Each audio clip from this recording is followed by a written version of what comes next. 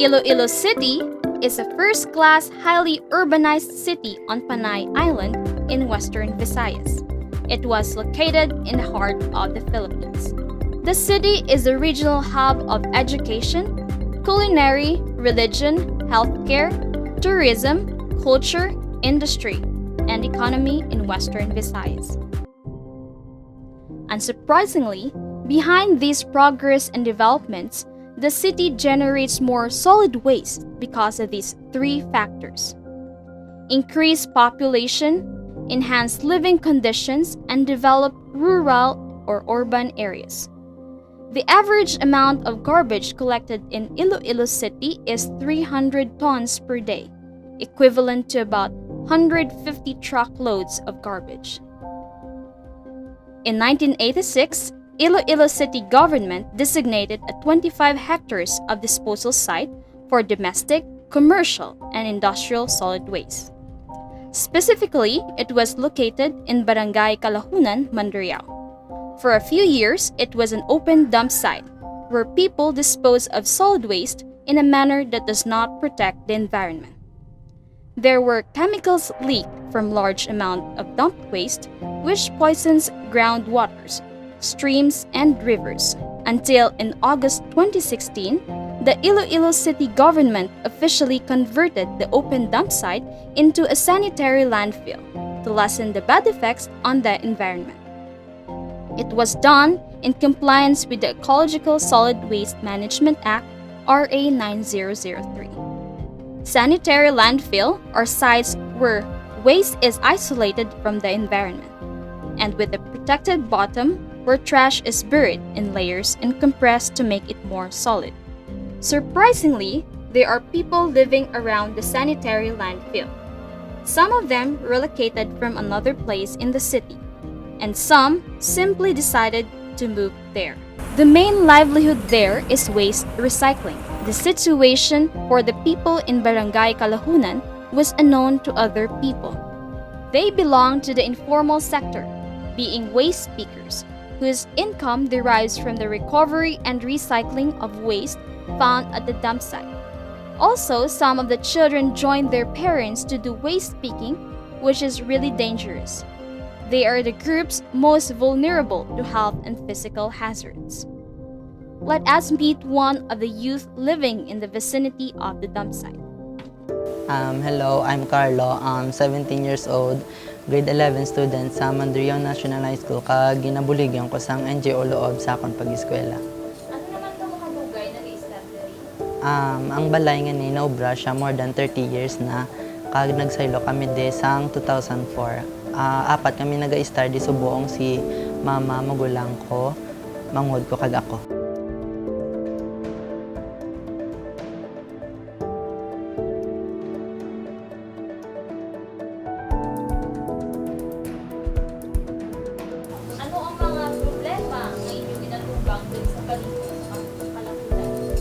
Actually, damo kami day problema nga na-encounter, pero ang duwa lang gid nga main is ang sa health issue. Kay kung kisadaan, magtuduulan, nagabaho siya, tapos ang ikaduwa is ang bullying. Paano mo makita atubang ang mga problema?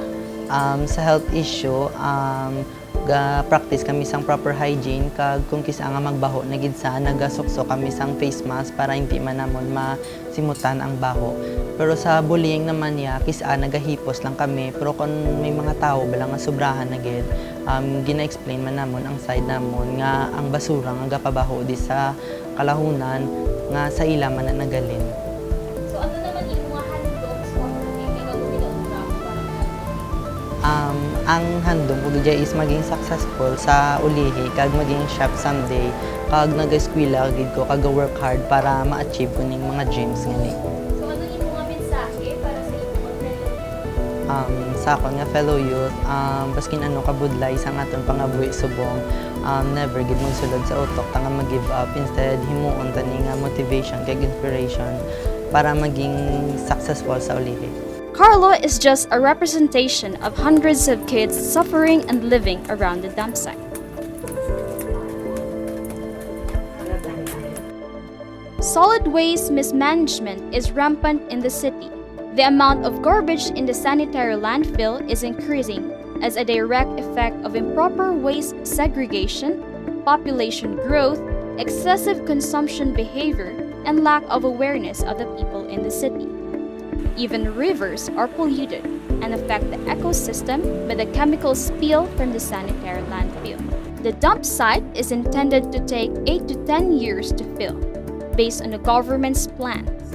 But due to improper waste segregation and increasing population and the rocketing amount of garbage, the landfill might be full in less than 5 years.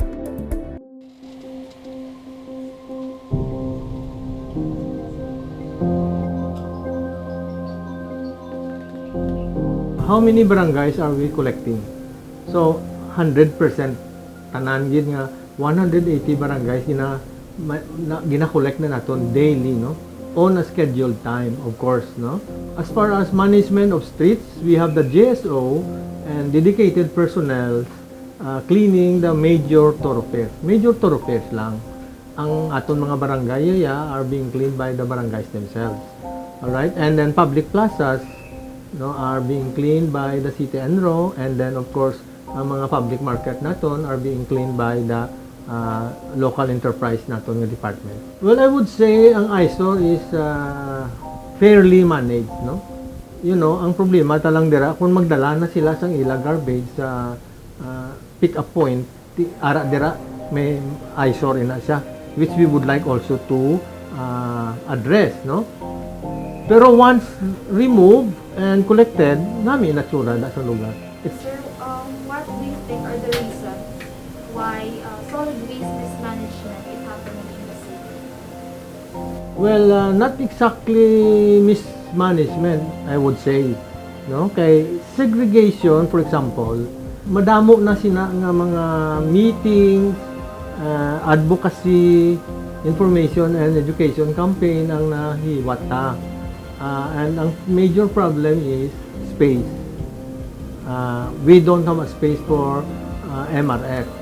No? I would say like 30 to 40% lang sang barangay ang may space for MRF. Alright? Now, ining composting, no, gina-advocate naman na para nga ang biodegradable hindi na mag-end up sa landfill. Again, ang problem is space. May ara kita sang segregation that is happening right now, no? So, halin sa balay, makadtoin na sa pick-up point. Sa pick-up point, may mga informal groups kita da, no? Mga scavengers nga naga-segregate naman niya kag maktipon sang ila pwede mabaligya. That's second stage. And then, once collected, of course, may mga crew kita da sa mga garbage collector who are also segregating and sang inang mga pag-abot sa site, no, of course dito ya sa aton landfill ina-segregate gid ina ya. So amo na ang process of segregation, and then composting ya dito na lang na sa site gina obra naton ang pag-compose ng mga biodegradables, no. And then of course may regular program gid kita ya sa pag-manage sang may plans na that we submit to EMB for approval, no, parte naman sang management sang landfill, no. So amo na ang aton nga kuan diri sa syudad. So why should Ilonggos be mindful about their solid waste management practices? What benefits can we get? Everybody contributes to the problem. See? Amo niya ginambal amo sa tanan. Everyone contributes to the problem, and everyone is potentially going to be affected by the problem. Amo nang ginahambal gid yan amo nalin sa una about waste segregation, about wastewater management, about air pollution, no. So amo na no ang importante gid. Thank you, sir. So what are the practical solutions can Ilonggos do to reduce their impact on sanitary landfill? Well, in the first place, ang aton landfill may kabuhi na mo. May lifespan lang na siya. Then, kung mapuno na siya, ang pinakadako nga question is, where are we gonna dump our garbage? So, ang matabo sina is we will have a problem then. That is why very important that we have to segregate, no? Segregate, reuse whatever we can reuse and recycle. We have to be mindful sa atong nga landfill. It has a lifespan. Sooner or later, magapuno ina kag wala na kita sang lugar nga mahabuyan sila nga madumduman ko diri sa city. Alright? I think everybody, kung pamangkuton mo siguro, luyag ka bala nga dira na lang sa barangay nyo ang dasol nga landfill, I think everybody will say no. Of course, no? So we have to reuse and recycle ang putod sa pwede naton nga magamit nga mga kag ma-recycle nga mga basura.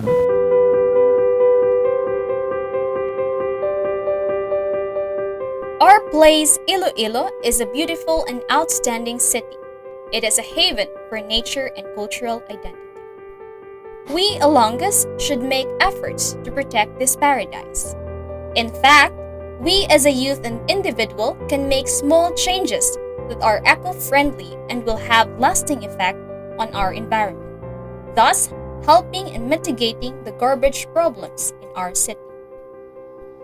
We Ilonggos can do the following. First, purchase wisely and recycle. You can reduce the amount of waste you produce by purchasing products that come with less packaging and can be recycled. Take note that not all plastics are recyclable. Also, buying second-hand items and donating used goods are helpful. Second, avoid single-use food and drink containers and utensils.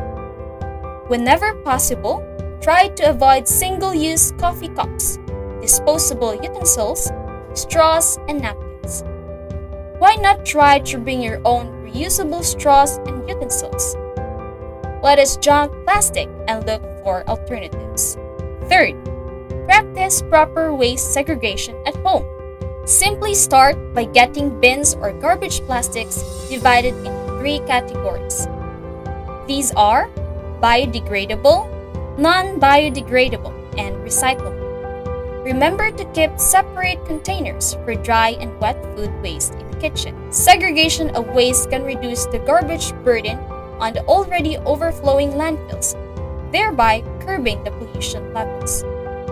Lastly, try composting at home.